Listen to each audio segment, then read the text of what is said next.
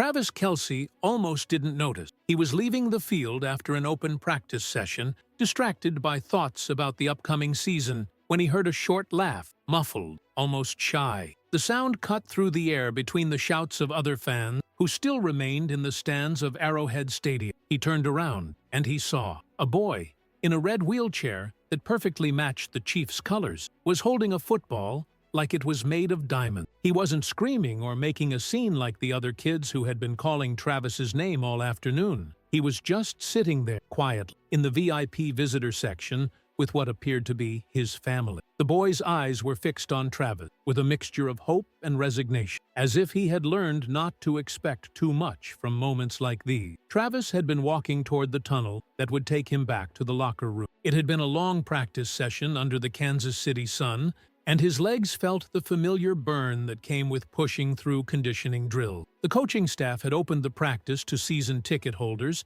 and the stadium was filled with about 3,000 fans who had come to watch their team prepare for what everyone hoped would be another championship run. The afternoon was winding down, and most of the players had already disappeared into the tunnel. Travis was one of the last to leave, as he often was, having spent extra time working on his route running with the second-string quarterback. He loved these open practices because they reminded him why he fell in love with football in the first. The pure joy on people's faces when they watched the game they loved. But something about this particular boy made him stop in his track. Maybe it was the way he held that football, with both hands wrapped around it like it contained all his dreams. Maybe it was the fact that he wasn't trying to get attention like everyone else. Or maybe it was the look in his eyes, a look that Travis recognized from his own childhood, when he would sit in stadiums and wonder what it would be like to be down there on the field. Travis hesitated. He was tired, sweaty, and ready to get home. He had plans to meet some teammates for dinner, and he was already running late. The smart thing would be to keep walking, wave to the crowd one more time,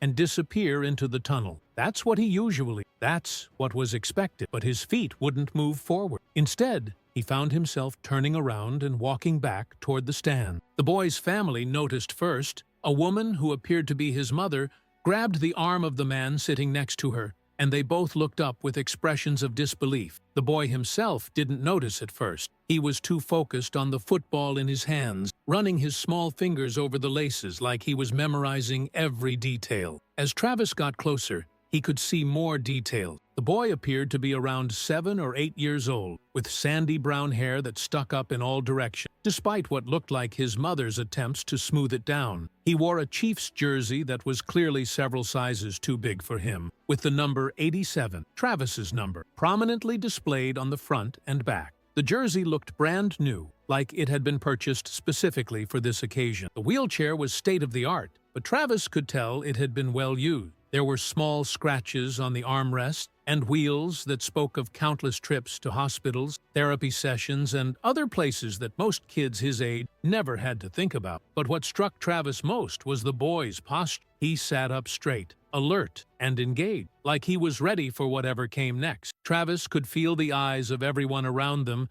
as he approached. The murmur of conversation in the stands had died down, and people were starting to point and whisper. Some were already pulling out their phones, sensing that something special might be about to happen. But Travis tried to block all of that out. This wasn't about creating a moment for social media or doing something that would look good in the press. This was about a kid with a football and the pure love of the game that Travis saw in his eyes. When he was about 10 feet away, the boy finally looked up. Their eyes met, and Travis saw something he hadn't expected. Not excitement or starstruck awe, but a quiet kind of recognition, like the boy had been waiting for this moment, not because he expected it to happen, but because he had hoped it might. The boy's grip on the football tightened slightly, and Travis could see his mother lean forward in her seat, her hand moving instinctively toward her son's shoulder. Travis stopped at the barrier that separated the field from the stand. The boy was in the front row, close enough that they could have a conversation without shouting. For a moment,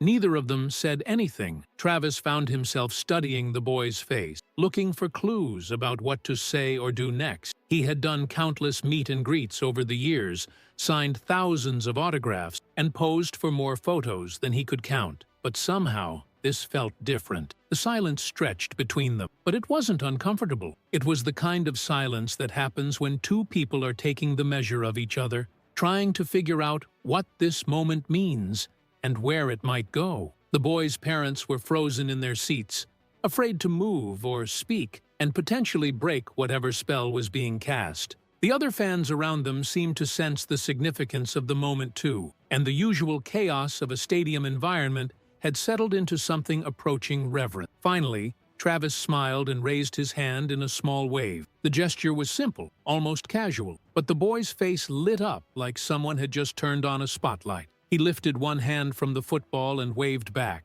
his movement careful and deliberate. That's when Travis knew he had made the right choice in turning around. This wasn't going to be just another meet and greet. This was going to be something special. "Hey there," Travis called out, his voice carrying easily across the short distance between them. He kept his tone casual and friendly, the same way he might greet a neighbor or a friend's kid. "That's a pretty nice football you've got there." The boy's smile grew wider, and he held up the football with both hands like he was presenting a trophy. "It's my dad," he said, his voice clear and strong despite its obvious youth. "He let me bring it today because he said you might be here." The boy's father nodded from his seat, and Travis could see the mixture of pride and nervousness in the man's eyes. "Your dad's got good taste in football," Travis replied, moving closer to the barrier. "What's your name, buddy?" "Micah," the boy answered immediately. "Micah Lewis. I'm 7 years old, and I've been watching you play since I was 4. He said it matter-of-fact, like he was reciting information he had practiced many times before. "My mom says I know more about football than she does, but I think she's just being nice." Travis laughed, a genuine sound that seemed to put everyone around them at ease. "Well,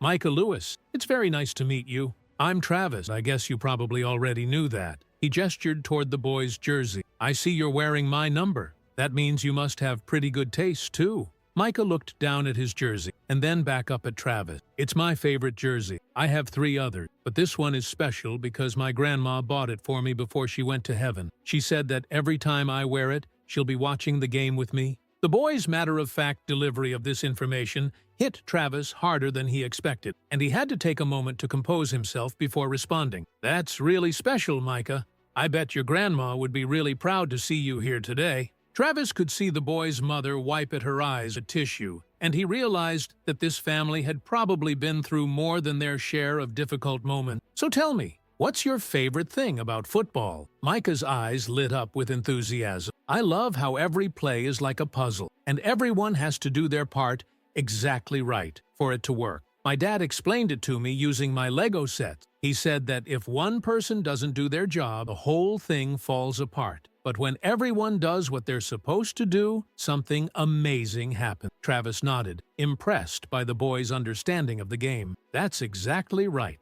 You know what? Some of my teammates who have been playing for years don't understand it that well. You must watch a lot of football." "Every game," Micah confirmed. "Sometimes I watch them twice if my mom lets me. I know all your statistics from last season, and I know that you're the best tight end in the NFL because you catch almost everything that comes your way, and you're really good at finding the holes in the defense." "Well, I don't know about being the best," Travis said with a grin, "but I do try really hard to catch everything. That's actually something I practice every single day. Want to know a secret?"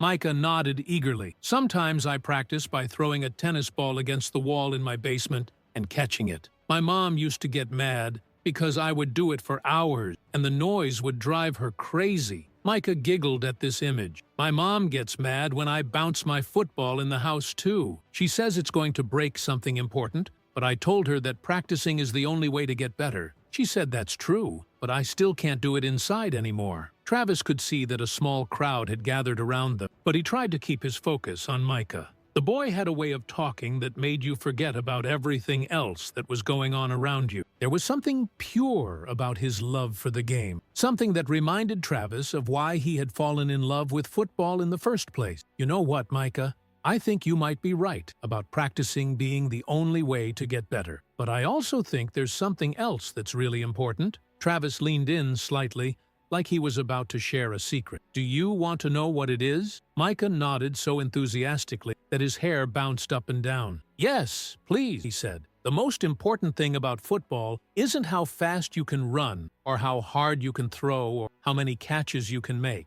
The most important thing is having fun and playing with people who care about you. Because if you're not having fun, then none of the other stuff matters. Travis paused and looked directly into Micah's eyes. Are you having fun right now? This is the most fun I've had in a really long time, Micah said, his voice dropping to almost a whisper. I told my mom this morning that even if we just got to see you from far away, it would be the best day ever, but talking to you is even better than I imagined. Travis felt something tighten his chest. There was something about the way Micah said, the most fun I've had in a really long time, that suggested this kid had been through some tough times recently. He glanced at Micah's parents and saw the same recognition in their eyes. They knew exactly what their son meant by that statement. Well, we're not done having fun yet, Travis said, making a decision that would change the trajectory of this entire encounter. Micah, I have a question for you. You said that football is like a puzzle where everyone has to do their part, right? Right, Micah confirmed. Well, I've been practicing by myself all afternoon, but football isn't really meant to be played by just one person. I could use a partner to help me with something. Do you think you might be interested in helping me out? Travis could see Micah's eyes grow wide with possibility, and he could hear Micah's mother gasp softly behind him. Micah looked at his football, then at Travis, then back at his football. You want me to help you practice? He asked, as if he couldn't quite believe what he was hearing. I sure do, Travis said, but only if you want to, and only if your parents say it's okay. He looked up at Micah's mother and father, who were both staring at him with expressions of disbelief and gratitude. Would that be all right with you folks? Micah's father found his voice first. Are you serious? He asked, his voice thick with emotion. You would really do that? Travis nodded. I'm completely serious. Micah here knows more about football than half the guys I play with, and I think he could teach me a thing or two. Plus, I meant what I said about football being more fun when you have someone to play with. What happened next would be talked about in Kansas City for years to come. Travis walked around the barrier and approached Micah's wheelchair with the same casual confidence he brought to the football field. He knelt down so that he was at eye level with the boy, and without any fanfare or theatrics, he extended his hand for a fist bump. Micah's eyes went wide as he reached out to meet Travis's fist with his own small one. The contact was brief but meaningful, a moment of connection between two people who, despite their obvious differences in age and circumstance, shared a genuine love for the same game. Travis could feel the slight tremor in Micah's hand. Whether from excitement or his medical condition, he couldn't tell, and it didn't matter. So here's what I'm thinking, Travis said, settling into a comfortable crouch beside Micah's wheelchair. I've been working on my route running all afternoon, but I could really use someone to throw me some passes. Think you're up for being my quarterback today? Micah looked down at the football in his hand, then back up at Travis. I don't know if I can throw it very far, he said honestly. My arms don't work exactly the same as other kids' arms, but I can try really hard. Hey, Travis said gently. Trying really hard is all anyone can ask for. And you know what?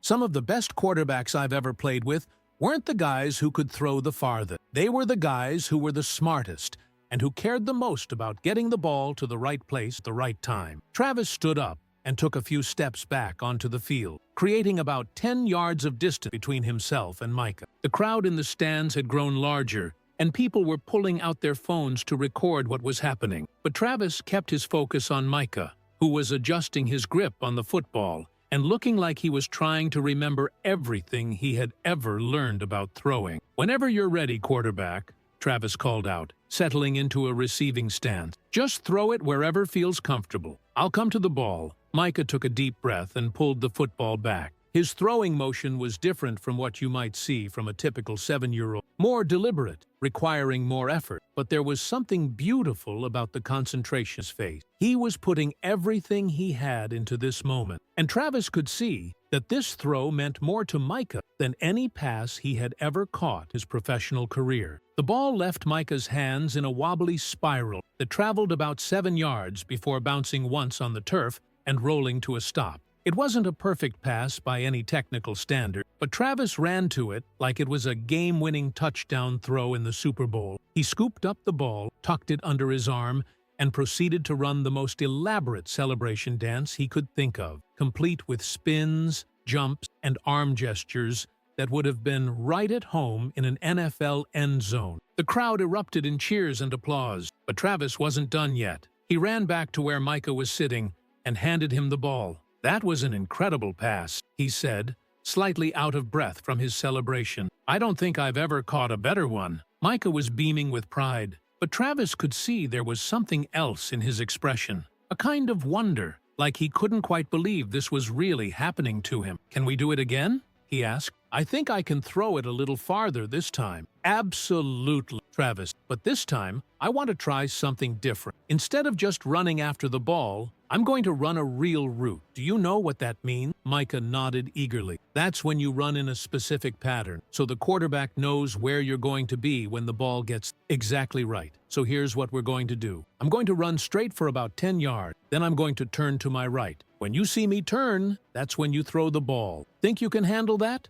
"I can handle it," Micah said, with the confidence of someone who had been given an important job and was determined to do it well. Travis jogged back to his starting position and gave Micah a thumbs up. Then he began to run, his movements smooth and controlled, despite the fact that he was wearing cleats on artificial turf and had been practicing for hours. When he reached the 10-yard mark, he made a sharp cut to the right, just like he had described. Micah had been following Travis's movement with intense concentration, and when he saw the cut, he released the ball. This throw was better than the first one. It traveled farther, and with more accuracy. Travis had to adjust his route slightly to get to it, but he managed to make the catch look effortless, plucking the ball out of the air with one hand while running at full speed. This time, his celebration was even more elaborate. He pretended to break multiple tackles, complete with dramatic stumbles and recovery, before finally scoring a touchdown by diving into the end zone. The crowd was going wild, but what Travis heard loudest was Micah's laughter, pure, joyful, and infectious. As Travis jogged back to return the ball, he noticed that Micah's parents were both crying. Not the sad kind of crying, but the overwhelmed, grateful kind that happens when you witness something so unexpectedly beautiful that your emotions can't be contained. Other fans around them were wiping their eyes too, and Travis realized that what had started as a simple interaction between him and a young fan had become something much bigger. "That was perfect," Travis told Micah as he handed back the football. "You put that ball exactly where I needed it to be. You're a natural quarterback." "Really?" Micah asked, his eyes shining with pride and excitement. "Really," Travis confirmed. "In fact, I think you might be ready for the advanced stuff. Want to try a touchdown pass?" Micah's jaw dropped. "A real touchdown pass." "The realest," Travis said with a grin, "but this one's going to be a little different. I'm going to run toward the end zone, and you're going to try to get the ball to me before I get there. It's going to require some timing and some trust. You up for it?" "I'm up for it," Micah said without hesitation. Travis positioned himself about 15 yards away from Micah, closer to the end zone. "On the count of 3, I'm going to start running toward the goal line. When you think I'm in the right spot, let it fly. Ready?" Micah gripped the football with both hands and nodded. 1, 2, 3. Travis took off running, not at full speed, but fast enough to make it look real. He could hear Micah counting to himself, trying to time the throw perfectly. When the ball left Micah's hands, it was the best pass he had thrown all day. A wobbly but determined spiral that arced through the air and came down just as Travis crossed into the end zone. Travis caught the ball and immediately fell to his knees, holding it above his head like he had just won the championship. The crowd was on its feet, cheering and applauding, and some people were openly crying. But Travis only had eyes for Micah, who was sitting in his wheelchair with the biggest smile Travis had ever seen, clapping his hands and laughing with pure joy. Travis jogged back to Micah, still holding the football above his head in triumph. The moment felt perfect. A young fan living out his dream, a professional athlete remembering why he fell in love with his sport, and a crowd of people witnessing something genuinely special. But as Travis approached Micah's wheelchair, he noticed that the boy's father had stood up and was walking down from the stands toward them. "That was the most amazing thing I've ever seen," Micah was saying, his words tumbling over each other in excitement. "Did you see how far I threw that one? And did you see how you caught it right in the end zone? That was like a real touchdown pass, wasn't it?" "It was exactly like a real touchdown pass," Travis confirmed, kneeling down beside Micah's wheelchair. "In fact, I think that might have been the best touchdown pass anyone's ever thrown in this stadium." Micah giggled at the obvious exaggeration, but Travis could see that the boy was glowing with pride. It was the kind of moment that makes everything else fade away. The crowds, the cameras, the pressures of professional sport. All that mattered was the pure joy on a 7-year-old's face. Travis, the voice belonged to Micah's father, who had reached the barrier and was looking at them with an expression that was hard to read. "Could I talk to you for just a minute?" Travis looked up at the man, noting the way his hands were shaking slightly and the way he kept glancing at his son with a mixture of love and something that looked like fear. "Of course," Travis said, standing up. "Micah, I'll be right back, okay? Don't go anywhere." "I won't go anywhere," Micah promised, still clutching the football. "I'll be right here." Travis walked over to where Micah's father was standing, and the man extended his hand. "I'm David Lewis," he said, "Micah's dad. I can't even begin to tell you what this means to our family. What you've done here today, it's something Micah will remember for the rest of his life." "It's been my pleasure," Travis said, shaking David's hand. "Micah's an incredible kid. You should be really proud of." David's smile wavered slightly, and Travis could see that the man was struggling with something. "That's actually what I wanted to talk to you about," David said, his voice dropping to almost a whisper. "There's something you should know, something that makes what you've done here even more meaningful than you might realize." Travis waited, sensing that David needed a moment to find the right words. "Micah has a rare neuromuscular condition," David began. "We've known about it since he was very young. It affects his muscle control and his coordination, which is why he's in the wheelchair. But recently, we found out that it's also starting to affect other things, his memory specifically." Travis felt something cold settle in his stomach. "What do you mean?" "The doctors say that, because of the treatments he's been receiving, and because of the way his condition is progressing, his short-term memory is becoming unreliable. He might remember things that happened a long time ago, but new memories, they don't always stick." David's voice broke slightly. "We brought him here today because we wanted him to have this experience while he could still enjoy it. But there's a chance that tomorrow, or next week, he might not remember that any of this happened." Travis stared at David, trying to process what he was hearing. "Are you saying that he might forget about today?" "I'm saying that he probably will forget about today," David said quietly. "The doctors have been preparing us for this. His long-term memories from when he was younger seem to be intact, but anything new, it's like riding on water. It's there for a moment, and then it's gone." Travis looked back at Micah, who was talking animatedly to his mother about the touchdown pass they had just completed. The boy looked so happy, so full of life and excitement. The idea that he might not remember this moment, that all of this joy might simply disappear, was almost too much to bear. "Why are you telling me this?" Travis asked. "Because I want you to know that what you've done here today isn't just about making a kid happy for a few minutes," David said. "You've given him something that might be the last pure, joyful memory he's able to form. And even if he doesn't remember the details, even if he can't recall your name or what you look like, maybe some part of him will remember how he felt right now. Maybe that feeling will stay with him even when everything else fades away." Travis felt tears prick at the corners of his eyes. He had thought he was just having a fun interaction with a young fan, but now he realized that he had stumbled into something much more profound and heartbreaking. "Is there anything else I can do?" Travis asked. "Anything that might help him remember?" David considered this for a moment. "The doctors say that sometimes, if something makes a really strong emotional impact, it has a better chance of sticking. If you could say something to him that really matters, something that comes from your heart, it might have a better chance of staying with him." Travis nodded, understanding the weight of what David was asking. This wasn't just about being nice to a fan anymore. This was about creating a moment so emotionally powerful that it might have a chance of surviving whatever was happening in Micah's brain. "One more thing," David said, reaching into his pocket. "I know this might sound strange, but could you give him something physical that he can hold on to? The doctors say that sometimes having an object associated with a memory can help anchor it." Travis thought about what he had with him. He was wearing his practice jersey, his cleats, and his wristband. Then he remembered the bracelet on his wrist, a simple leather band with small metal letters that spelled out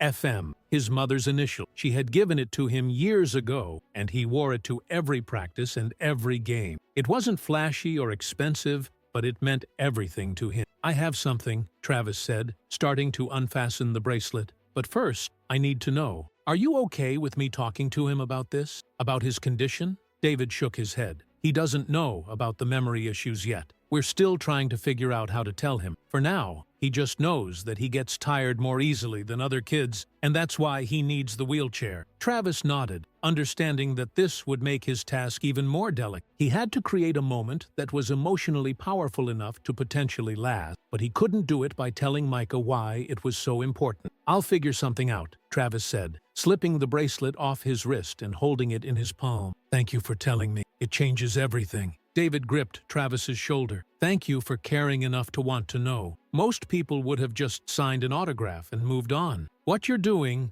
it's going to mean everything to him, whether he remembers it or not." Travis walked back to Micah slowly. His mind raced. He tried to figure out how to make this moment count in a way that might transcend whatever was happening in the boy's brain. The leather bracelet felt warm in his palm, and he could feel the weight of responsibility settling on his shoulder. This wasn't just about making a kid happy. This was about creating something that might last. Micah looked up as Travis approached, still holding the football with both hands. "That was so awesome," he said. "My dad looked like he was crying." "Do you think he was crying because he was happy?" "I think your dad was crying because he loves you very much," Travis said, kneeling down so that he was at eye level with Micah again. "And because he's proud of what an amazing quarterback you are." Micah beamed at this. "I did pretty good, didn't I? I mean, I know I'm not as good as Patrick Mahomes, but I felt like I was really throwing the ball where you needed it to be." "You were throwing it exactly where I needed it to be," Travis said. "In fact, you were doing something that a lot of professional quarterbacks never learn how to do." "What's that?" Micah asked, leaning forward in his wheelchair. "You were throwing with your heart," Travis said, and he meant it. Anyone can learn to throw a football with their arm, but throwing with your heart, that's something special. That's something that can't be taught. Micah considered this for a moment. What does it mean, to throw with your heart? Travis thought carefully about his answer. He knew that this conversation might be one of the last clear memories Micah would form, and he wanted every word to matter. "It means that when you throw the ball, you're not just trying to get it from one place to another. You're putting all of your hopes and dreams and love into that throw. You're sharing a piece of yourself with the person who's going to catch it." "I think I understand," Micah said slowly. "It's like when I watch you play on TV. I can tell that you're not just trying to catch the ball. You're trying to make something special happen for everyone who's watching." Travis felt his throat tighten. This kid understood football, really understood it, in a way that went beyond statistics and strategy. "That's exactly right, Micah. You get it? You really get it. Can I tell you a secret?"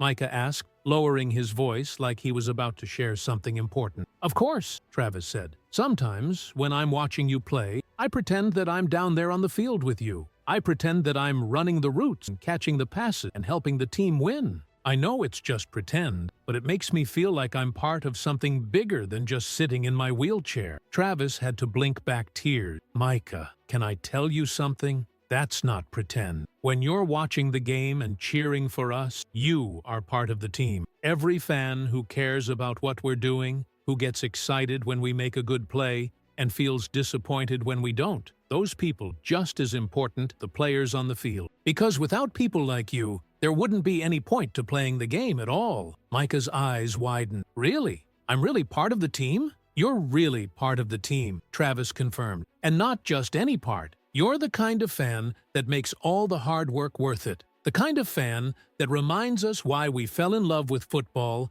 in the first place." Travis could see Micah's parents watching from a few feet away, and he could tell that they were hanging on every word. This was it. This was the moment that needed to count. "Micah, I want to give you something," Travis said, opening his palm to reveal the leather bracelet. "This bracelet has been with me for every game I've played since I was in college. It has my mom's initials on it, and I wear it to remember that no matter how big the stadium gets or how many people are watching, the most important thing is to play with love and joy, the same way I did when I was a kid." Micah stared at the bracelet with wonder. "You want to give that to me? It's yours, special." "It is special," Travis said, "and that's exactly why I want you to have it. Because you've shown me something today that I had almost forgotten. You've shown me what it looks like to play with pure joy, without worrying about anything except the love of the game. That's a gift that you've given me, and I want to give you something in return." Travis gently took Micah's wrist and fastened the bracelet around it. The leather was worn soft from years of wear, and the metal letters gleamed dully in the afternoon sun. "But this bracelet comes with a responsibility," Travis said, his voice serious. "What kind of responsibility?" Micah asked. "Every time you look at this bracelet, I want you to remember how you felt right now. Not the details of what we did